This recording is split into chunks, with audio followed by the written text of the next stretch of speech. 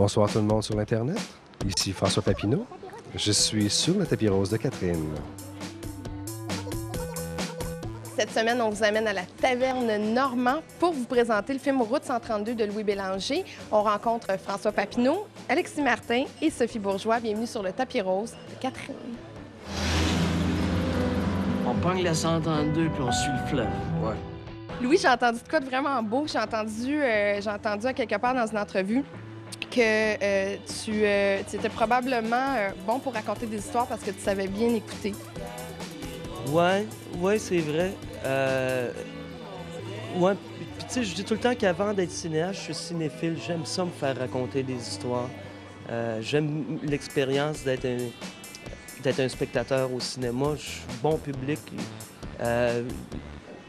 Puis oui, je fais ça. J'écoute les histoires. Des fois, je dis tout le temps que je suis un voleur de bout de vie. François Papineau qui a gagné un prix au Festival des films du monde pour le film Route 132. Non, hein? C'est ordinaire, Moi, je trouve. j'aurais donné ça à Alexis Martin. Bon, ben ça. Non. Ou à Sophie, ouais. Il a été choisi, bien, vous êtes déjà des amis, vous êtes Oui. des complices, vous avez déjà travaillé ensemble. Oui. Fait que c'était comme un naturel d'aller vers François Papineau. Oui. C'est la première fois, je te dirais, que j'écrivais un film en sachant qui allait être, mais parce que je l'écrivais avec Alexis, donc il y avait beau jeu, il écrivait de lui-même une partie de ses dialogues. Mais je savais à l'écriture que c'était François.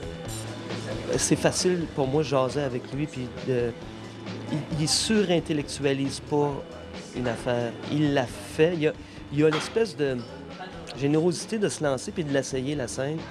Puis si c'est pas bon, bien on le sait, puis on fait « OK, on va essayer ça autrement ». Mais pas en parler ad nauseam, puis plus savoir ce que ça veut dire.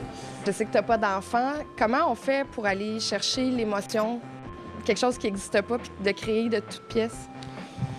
C'est par empathie, hein? C'est comme une espèce de travail à long terme que tu fais.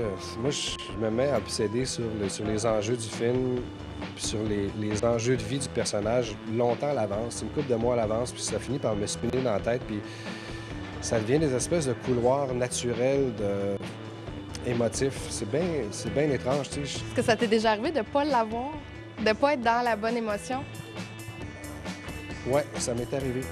Ça m'est arrivé même, ça m'est arrivé au moment même de tourner le film, il y a comme une scène qui était capitale, que j'ai pensé avoir échappé, puis ça m'a vraiment mis en colère là, pendant une couple de jours après.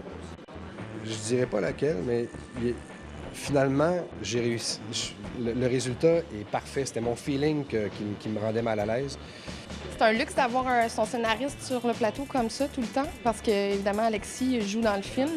Ouais, non, tu vois, Alexis m'avait fait une promesse, parce qu'on est co-scénariste. Alexis m'avait dit « Je vais être un bon soldat sur le plateau ». Bien sûr qu'on ne peut pas s'empêcher à ce qu'on a écrit quand on est là, à l'entendre dans la bouche des autres aussi. C'est surprenant. Des fois, on est ravis, des fois, on est un petit peu déstabilisé. Mais de l'autre côté, on a des tiroirs. Hein? À un moment donné, il faut que l'acteur chasse le scénariste, à un moment donné, pour se concentrer sur ce que son personnage doit exprimer. C'est un plaisir, à un moment donné, de fermer, là, les écouter puis de dire, bien là, on plonge. Là. Mais tu étais en confiance aussi avec Louis. Oui, bien, surtout que Louis a coécrit avec moi, donc ça fait quand même, je te dis, ça faisait peut-être 5 ans qu'on se racontait l'histoire.